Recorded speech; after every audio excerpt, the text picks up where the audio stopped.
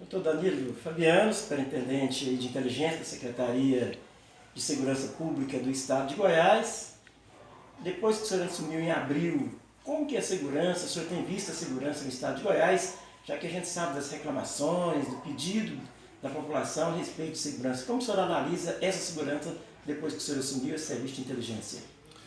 E a partir de abril de 2016, eu tive um convite do então secretário de Segurança, Dr. José Wed, para assumir a chefia das inteligências de segurança pública do Estado de Goiás. Era um grande desafio, uma vez que as inteligências estavam segmentadas. Não havia entre as inteligências um sistema consolidado.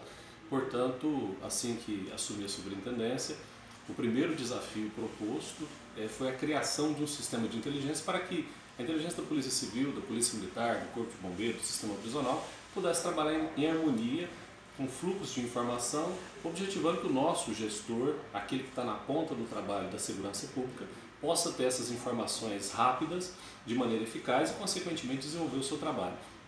Conseguimos, portanto, um decreto governamental que criou-se, então, o sistema de inteligência. A partir de então, nós começamos a fazer alguns trabalhos estratégicos, como, por exemplo, monitoramento de facções criminosas, que é atuante aqui no Estado, auxílio às delegacias no sentido de combater os crimes mais graves, fez com que alguns índices criminais reduzissem. Claro que o desafio ainda é muito grande, há todo um trabalho a ser desenvolvido, mas eu posso dizer hoje que as inteligências do Estado de Goiás se consolidaram, os servidores cada vez mais capacitados. A inteligência, costumo dizer, que ela é muito silenciosa, discreta, mas tem que ser muito eficaz naquilo que faz. Por trás de um grande trabalho investigativo, por trás está o trabalho de inteligência em várias situações aqui no Estado. Estão lá os nossos agentes de inteligência para prestar auxílio nas investigações. Inclusive, essa inteligência de Goiás foi elogiada pela Segurança Pública do Estado de São Paulo, inclusive até fazendo trabalho nessas investigações que o senhor disse aí, dessas facções criminosas, né? Nós já prestamos auxílio a São Paulo, recentemente, no caso de um sequestro. Prestamos auxílio a Roraima, em casos específicos lá de presídio, ao Mato Grosso, do nosso Mato Grosso aqui, fronteiriço a nós, num trabalho que eles lá estavam desenvolvendo. Portanto, a inteligência de Goiás ela tem crescido muito. E vamos citar aqui alguns exemplos de casos emblemáticos, como por exemplo aquele sequestro em Teresópolis de Goiás, que teve um sequestro, levou para um cativeiro das imediações ali do entorno de Brasília. As nossas equipes de inteligência rapidamente localizou onde era, acionou as equipes que fazem o trabalho operacional para que a vítima fosse liberada, dentre tantos outros trabalhos que têm sido realizados aqui no Estado. Esse serviço de inteligência, doutor, ele tem auxiliado muito as forças policiais, né, na questão de resolver muitos crimes, inclusive esses homicídios aí que a gente via que não tinha resolução e hoje com a inteligência está resolvendo rápido, né? É claro que o desafio é muito grande porque há muitos crimes que são praticados e infelizmente Goiás, não diferente de outros estados, passa por um aumento em alguns índices, outros nós estamos conseguindo reduzir, é uma demanda muito grande, mas a inteligência ela propicia que o tomador de decisão, principalmente o secretário de Segurança Pública, os comandos das forças, possa, pelo efetivo que tem, otimizar esses recursos e consequentemente combater com eficácia o crime. Nós tínhamos aqui em Goiás recentemente, entre 2015 e 2016, um grande problema com o estouro de caixas eletrônicos. É noticiado isso quase que semanalmente. Reduzimos mais de 70% esses casos em razão da nossa inteligência ter uma relação com os outros estados e, consequentemente, as informações chegam até o nosso tomador de decisão e ele pode desenvolver o seu trabalho. Dentre tantos outros que é feito no dia a dia, nos trabalhos da inteligência. Mas é claro, como eu disse, nós temos algumas demandas, nós temos uns avanços a serem concretizados, nós precisamos de difundir as cidades principais, núcleos de inteligência. Esse sistema que eu me referi, criou-se hoje, por exemplo, núcleo de inteligência no DETRAN, no PROCON, na Polícia Técnico Científica, fazendo com que eles também integrassem esse sistema de inteligência. Então a inteligência, quando bem otimizada, quando bem aplicada, ela faz com que o nosso tomador de decisão possa, portanto, fazer as suas tomadas de decisões com mais qualidade. Essa inteligência, doutor, ela auxilia todas as polícias. Um exemplo, Rio Verde tem um gabinete de combate à violência, de combate à criminalidade e já vai começar com a guarda municipal. Essas polícias são todas auxiliadas pelo Serviço de Inteligência Estadual da Secretaria de Segurança Pública? Sim, aqui em Rio Verde, tanto a Polícia Civil quanto a Polícia Militar têm seus núcleos de inteligência. Eu estive na formação das guardas, dando uma palestra para eles e já me prontifiquei a ajudá-los também com o núcleo de inteligência ali. A inteligência aqui de Rio Verde, só para citar como exemplo, recentemente vários servidores daqui ficaram lá em Goiânia por quase um mês fazendo capacitação para que eles pudessem voltar com qualidade, com informações, dentro desse sistema, para que eles pudessem fazer uma interlocução com os demais estados, inclusive, demais cidades, para que eles possam desenvolver com eficácia o trabalho. Então aqui em Rio Verde nós precisamos de melhorar cada vez mais esse setor, que é um setor primoroso. Hoje não se faz trabalho de polícia sem ter por trás um trabalho eficaz de inteligência. Então, portanto, o objetivo agora é a gente fortalecer esse sistema para que a gente possa cada vez mais melhorar a segurança pública. A gente sabe, doutor, quando o serviço é bem feito, o trabalho é bem feito, gera ciúme. Não tem um conflito entre as polícias nessa questão da inteligência, de quem descobriu primeiro, quem é que foi lá e descobriu quem é o bandido, a quadrilha, levou para a cadeia, isso não encontra esse problema lá, ou é todo mundo em Goiás, respeita o serviço de inteligência, são unidos na busca de resolver o problema, independente de qualquer que seja a polícia? Eu costumo dizer que, antes de tudo, nós somos servidores públicos. O servidor público ele não tem uma vinculação a uma instituição ou a outra, ele serve ao Estado. Portanto, não importa se o servidor está na Polícia Militar, se ele está na Polícia Civil, se ele é do Bombeiro, se ele é do Sistema Prisional, ele serve ao Estado e, portanto, tem que servir com muita qualidade. Lá na Superintendência de Inteligência eu tenho servidores de todas as instituições. E lá é um trabalho harmônico, é um trabalho de parceria e isso tem que ser implementado. Claro, respeitadas as atribuições de cada uma das instituições, mas o trabalho hoje do setor de segurança pública ele tem que ser integrado. Ou seja, a Polícia Militar e a Polícia Civil de Rio Verde tem que estar sempre muito unida. É aquilo que a gente implementou aqui com os comandos quando aqui estava na regional, como é implementado hoje. Isso é necessário, não pode ter vaidade. E nós temos, claro, que buscar sempre o melhor para a comunidade. E, acima de tudo, está a prestação do serviço. Portanto, um bom servidor não pode se amisquiar, deixar de fazer seu trabalho em razão de competição. Nós temos que cooperar. Esse, sem dúvida, é a saída para que a gente possa fortalecer o trabalho de segurança pública. Aproveitando aqui a oportunidade de estar com o senhor, que sua experiência como delegado, como policial, a gente sabe que é inquestionável. Como o senhor analisa a questão da criminalidade envolvendo menores? É uma grande preocupação. A gente observa, não só aqui em Rio Verde, mas em vários locais, o menor se envolvendo cada vez mais precoce com a criminalidade e temos algumas situações que chamam a atenção. Primeiro, a nossa legislação, a legislação do menorista, que aplica ao menor, que é o Estatuto da Criança e do Adolescente, é uma legislação ainda que precisa de uma reformulação. Nós não podemos entender que o menor que pratica um ato infracional grave possa ficar apreendido apenas 3 anos. Nós não podemos aceitar que o menor não tenha um local de internação que tenha condições para que ele possa realmente ser reeducado. No caso específico, a gente observa também uma ausência de questões sociais, a falta daquele adolescente ter um encaminhamento para que ele possa, de fato, ter um estudo com qualidade, consequentemente um trabalho digno. Aqui em Rio Verde, nós desenvolvemos lá na delegacia um trabalho chamado Policial Civil Mirim. O que visou esse trabalho? Foi quando a gente constatou muitas situações que nos chamaram a atenção. A gente pegava 20 alunos de periferia, de bairros que tinham incidência criminal mais alta, traziam eles para dentro da delegacia durante 2 dias e ele era ministrado, oferecido para eles várias atividades. O que a gente constatava? Que faltava oportunidade, faltava a esses adolescentes conhecimento dos problemas para que eles pudessem naturalmente escolher o caminho a ser trilhado. Eu penso que a gente tem que trabalhar muito com a prevenção.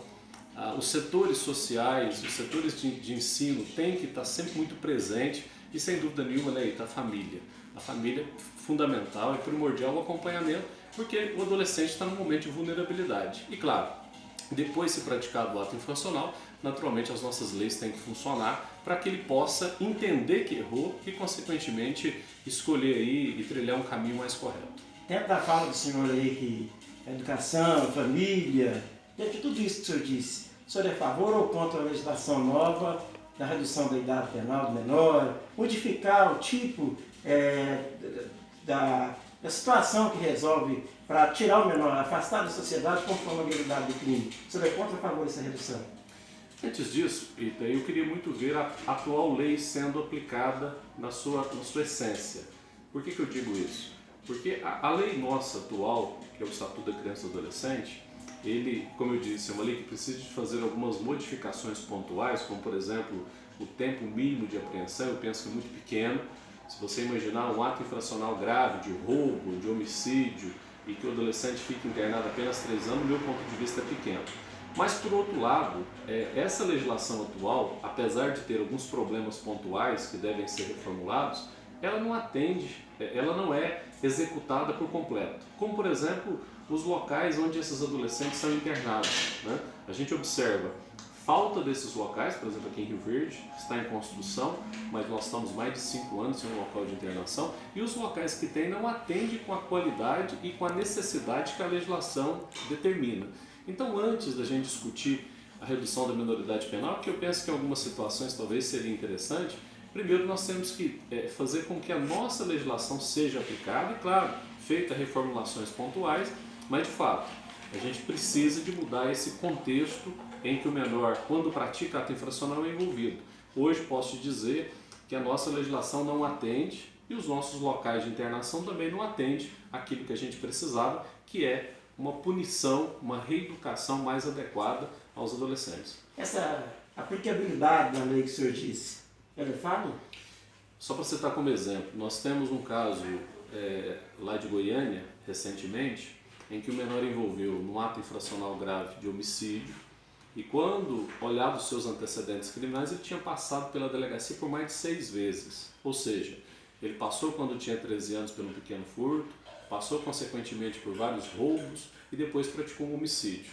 Significa que a legislação, nesse caso, não foi eficiente. Ou seja, ele foi para a delegacia, ele teve a parte do Ministério Público que atuou no caso, ele teve a sua condenação pelo juiz da infância e mesmo assim reiterou mais de 6 vezes, na 7ª vez praticando um homicídio grave, inclusive, que teve repercussão estadual esse caso.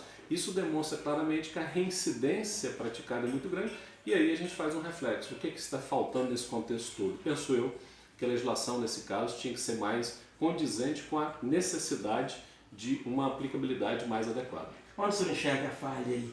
Já que esse menor que o senhor disse, tantos outros que a gente noticia nos programas policiais, sempre tem muitas passagens, não respeita a lei, não respeita a autoridade e passa por cima de tudo.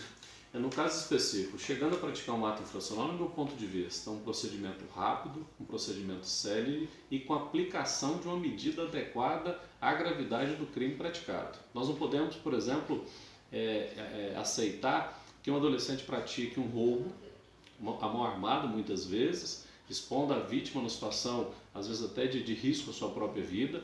Ele é levado para a delegacia, fica 5 dias e às vezes por falta de local de internação ele é colocado em liberdade. Isso ocorre rotineiramente em vários locais. Isso não pode ser aceito.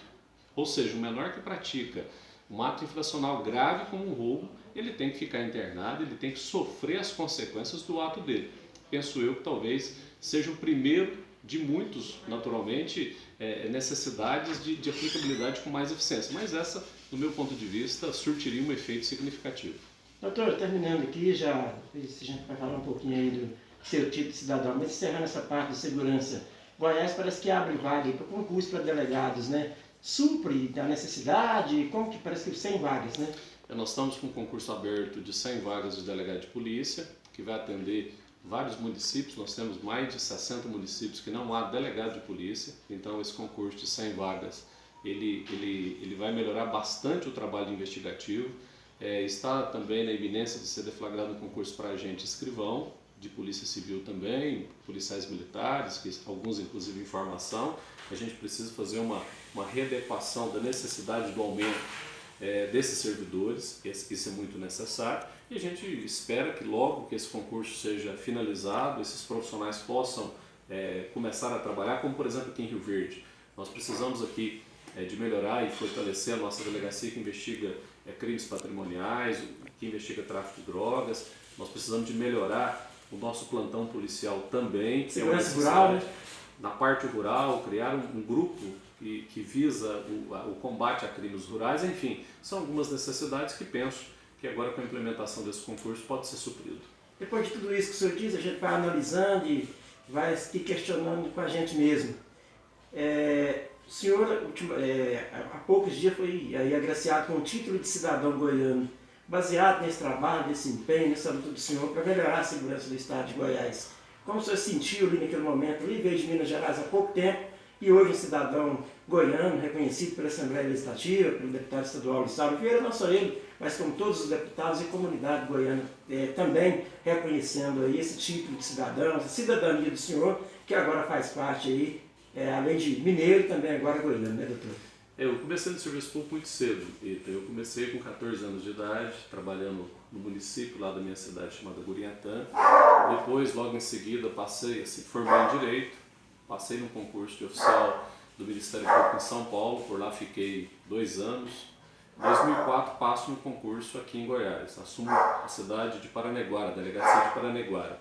Lá trabalho por 2 anos e aqui em Rio Verde comecei em 2006. Iniciei no 1º Distrito Policial, fiquei de 2006 praticamente até 2010, de 2010 a 2016 na Delegacia Regional. Durante esse tempo, principalmente os 10 últimos anos que trabalhei aqui em Rio Verde, muito trabalho. Nós fizemos uma readequação dos trabalhos da Polícia Civil. Você lembra muito bem que as delegacias eram divididas, mal instaladas, nós conseguimos levar para um complexo único, fortalecemos os grupos de investigação, citando como exemplo, por exemplo, o fortalecimento do grupo de combate ao tráfico de drogas, apreensões recorde, dentre elas uma de mais de 5 toneladas. Rio Verde em 2011 passava por um aumento muito grave de homicídios, chegando a 125 homicídios naquele momento, com um trabalho também estratégico, científico, de muita perspicácia dos nossos policiais, em parceria com o Ministério Público, com o Poder Judiciário. Esses números foram reduzidos e você imagina então, de 2012 de 125 homicídios, em 2016 para 62 homicídios, uma redução de quase 50%, consequentemente muitas vidas salvas. Claro que ainda muito se tem por fazer, né? Mas durante esse tempo que eu prestei serviço e presto serviço aqui no estado de Goiás, eu tentei, dentro daquilo que eu podia, fazer o melhor para a segurança pública, para a cidade onde que eu morei, e fiquei muito feliz com o título, mas na verdade eu disse lá nesse dia que eu não recebi esse título de maneira pessoalizada. Eu estava ali a representar um grupo, representar todos os meus colegas de trabalho, a minha família, enfim, todas as pessoas, os amigos, né, que comigo acompanharam todo esse trabalho. Então eu recebi com muita honra, com muito orgulho, fico muito feliz, né? Agora, além de mineiro, também um goiano, um legítimo goiano, depois desse título de cidadão goiano que eu recebi pela Assembleia Legislativa, por iniciativa do nosso deputado Lissaurio Vieira.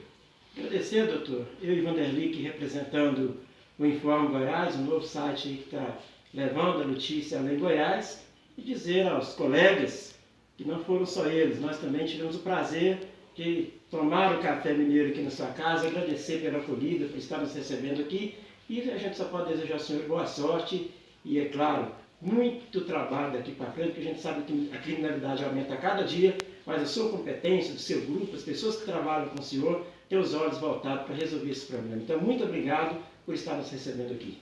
E eu que agradeço você, Vanderli, enfim, toda a equipe, por ter vindo aqui para a gente conversar sobre segurança pública. Eu sou um grande entusiasta da segurança pública. Eu penso que nós temos condições de cada vez melhorar. É claro que falta muitas coisas, a gente pretende que as circunstâncias fossem melhores para que a gente pudesse prestar um serviço com mais qualidade. Mas eu costumo dizer, nós temos que fazer o que podemos com o que temos e melhorar aquilo que fazemos, né? É assim, eu trabalhei aqui em Rio Verde esses 10 anos, estou trabalhando ultimamente em Goiânia, mas não deixei Rio Verde, continuo residindo em Rio Verde, apenas, eu costumo dizer que eu tenho emprestado a Goiânia, né, para servir o Estado na Secretaria de Segurança Pública. Fico muito feliz de recebê-los aqui, de poder estar conversando com a população de Rio Verde, sempre à disposição de vocês, para que a gente possa dialogar. Isso que você faz a gente estar conversando com a população, mostrando os trabalhos que são realizados, isso é importante. A população tem que saber de fato aquilo que é feito, o que pode ser melhorado, como pode ser melhorado, e eu que agradeço a oportunidade de recebê-los aqui para que a gente pudesse ter esse bate-papo. Ita Evangelista para o Informe Goiás.